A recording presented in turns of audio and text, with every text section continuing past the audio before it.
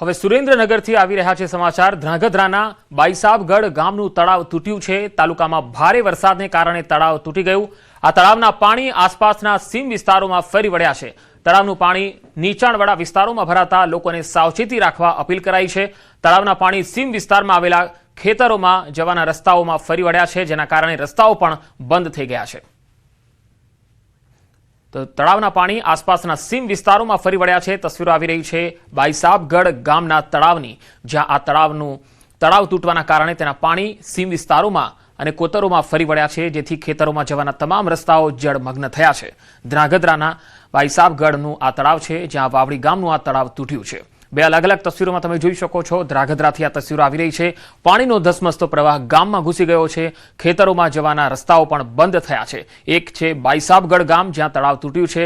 બીજું છે ધ્રાંગધ્રા તાલુકાનું વાવડી ગામ, કે જ્યાંનું પણ આ તળાવ છે એ તૂટ્યું છે અને તેનો પાણીનો ધસમસતો પ્રવાહ નજીકના વિસ્તારોમાં ફરી વળ્યો છે। વધુ માહિતી મેળવીએ સુરેન્દ્રનગરથી સંવાદદાતા અક્ષય જોશી જોડાયા છે। અક્ષય, બંને ગામોમાં તળાવ તૂટ્યા છે, હાલ લેટેસ્ટ અપડેટ શું છે?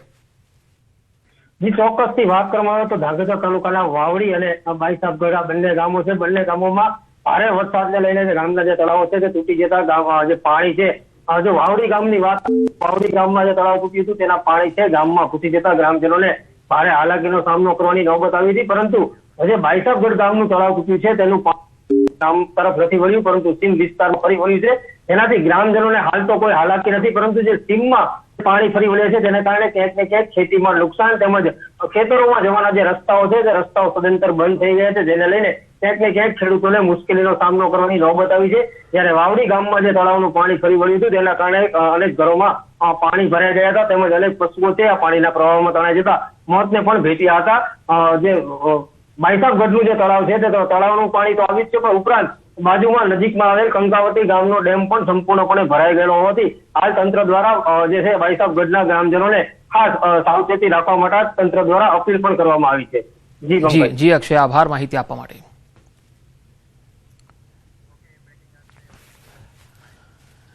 અને હવે વધુ એક સમાચાર સુરેન્દ્રનગરથી જ આવી રહ્યા છે। લીંબડી તાલુકામાં પીજીવીસીએલના કર્મચારીની સરાહનીય ફરજ નિષ્ઠા જોવા મળી। ગળાડૂબ પાણી વચ્ચે જીવના જોખમે વીજ પુરવઠો પૂર્વવત કર્યો। આ તસવીરો જુઓ। લીંબડી તાલુકામાં ભારે વરસાદને પગલે સર્જાયેલી વિકટ પરિસ્થિતિ વચ્ચે અંકેવાડિયા ગામ નજીક પીજીવીસીએલના એક કર્મચારીએ જીવના જોખમે પોતાની અપ્રતિમ ફરજ નિષ્ઠાનું ઉત્તમ ઉદાહરણ પૂરું પાડ્યું। વરસાદી પાણી ભરાઈ જવાથી ખોરવાયેલા વીજ પુરવઠાને પૂર્વવત કરવા માટે આ કર્મચારી ગળાડૂબ પાણીમાંથી પસાર થાય છે અને વીજ પોલ સુધી પહોંચે છે। સતત 1 કલાક સુધી અને વધારે સમય સુધી તે ભારે જહેમત ઉઠાવે છે અને વીજ પુરવઠો સફળતાપૂર્વક શરૂ કરાવે છે।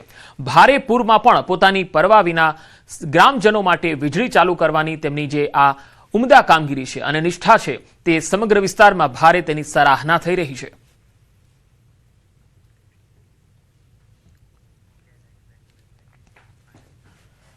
અને હવે વાત વડોદરાની। વડોદરામાં ઢાઢર નદી ગાંડીતુર બની છે। આજે પણ પોર ગામના લોકોની દયનીય સ્થિતિ જોવા મળી। લોકોના ઘરોમાં વરસાદી પાણી ઘૂસ્યા છે। પોર ચોકડી પાર વિસ્તારના જે રહીશો છે ઘરોમાં જ રહેવા માટે મજબૂર બન્યા છે, કારણ કે ઘરોમાં ઢાઢર નદીના પાણી ફરી વળ્યા છે। ચોકડી પાર વિસ્તારના 80 થી વધુ લોકોનું સ્થળાંતર કરાયું છે।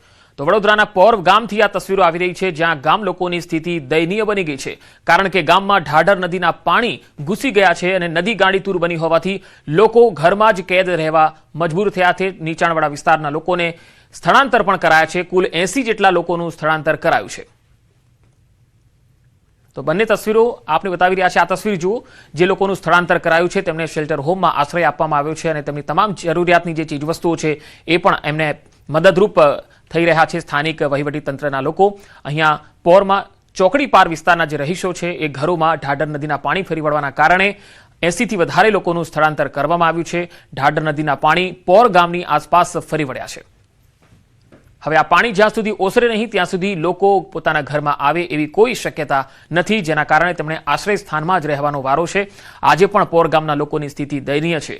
ઘરોમાં જ વરસાદી પાણી ઘૂસેલા છે। પોર ચોકડી પાર વિસ્તારના રહીશોની આ સ્થિતિ દયનીય બની ગઈ છે। ઢાઢર નદીના પાણી લોકોના ઘરોમાં ફરી વળ્યા છે। ચોકડી પાર વિસ્તારના 80 થી વધારે લોકો છે જેમનું સ્થળાંતર કરાયું છે।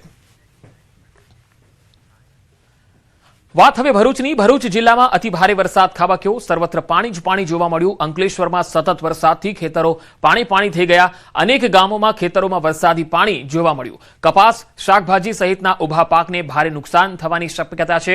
સતત વરસાદને પગલે પાક પર ગંભીર અસર જોવા મળી છે.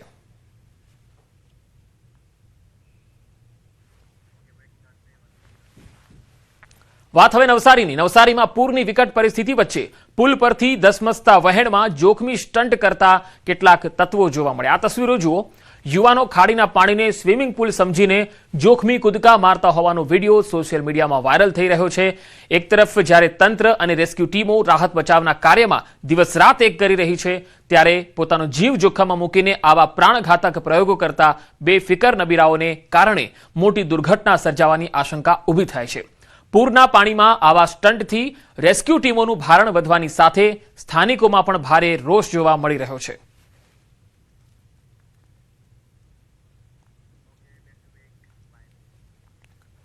હવે રાજકોટથી એક સમાચાર આવી રહ્યા છે. રાજકોટમાં સતત બીજા દિવસે મેઘરાજાએ ધડબડાટી બોલાવી છે. શહેરના અનેક વિસ્તારોમાં ધોધમાર વરસાદ પડ્યો.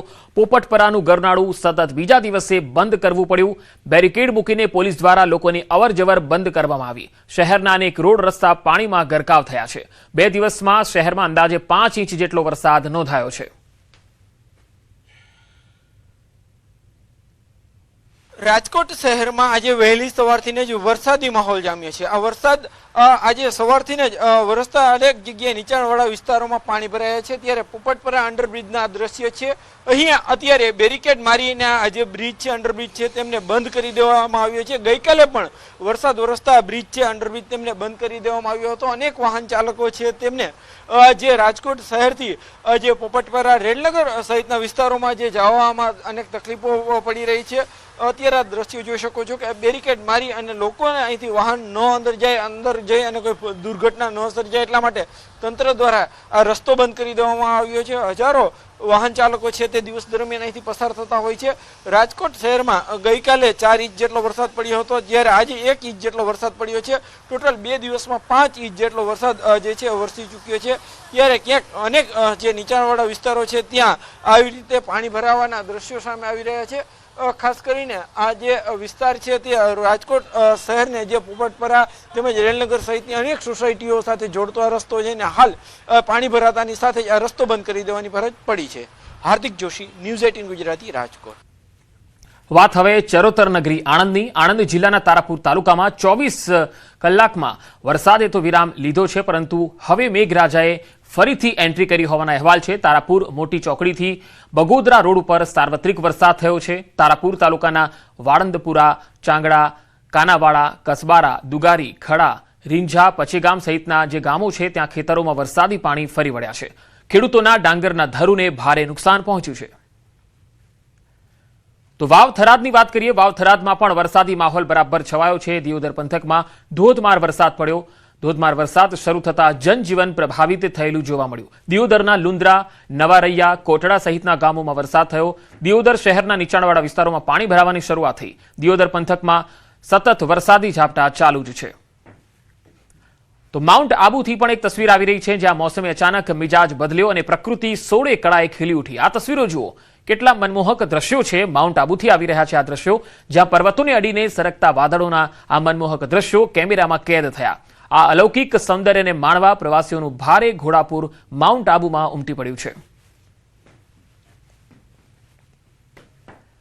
તો દક્ષિણ ગુજરાતના સુરત જિલ્લામાં છેલ્લા 2 દિવસથી વરસેલા અવિરત ધોધમાર વરસાદને કારણે કીમ નદીમાં ઘોડાપૂરની સ્થિતિ સર્જાતા ઓલપાડ તાલુકાના અનેક વિસ્તારો જળબંબાકાર બન્યા. કીમ નદીના પૂરના પાણી જૂના હળપતિવાસ અને નવા હળપતિવાસમાં ઘૂસી જતા સ્થાનિક લોકોને ભારે હાલાકીનો સામનો કરવો પડ્યો. જોકે હાલ નદીનું પાણી ધીમે ધીમે ઓસરી રહ્યું છે, જેથી જનજીવન ફરીથી પાટા પર આવવા લાગ્યું છે. આ દરમિયાન પૂરગ્રસ્ત પરિવારોને તાત્કાલિક રાહત મળી રહે તે માટે જિલ્લા પોલીસ હરકતમાં આવી. બોલાવ ગામમાં જિલ્લા નાયબ પોલીસ અધિક્ષકની ટીમે અસરગ્રસ્ત લોકોને ફૂડ પેકેટ અને પીવાના પાણીનું વિતરણ કરી જરૂરી સહાય પહોંચાડી માનવતાનું ઉત્તમ ઉદાહરણ પૂરું પાડ્યું છે.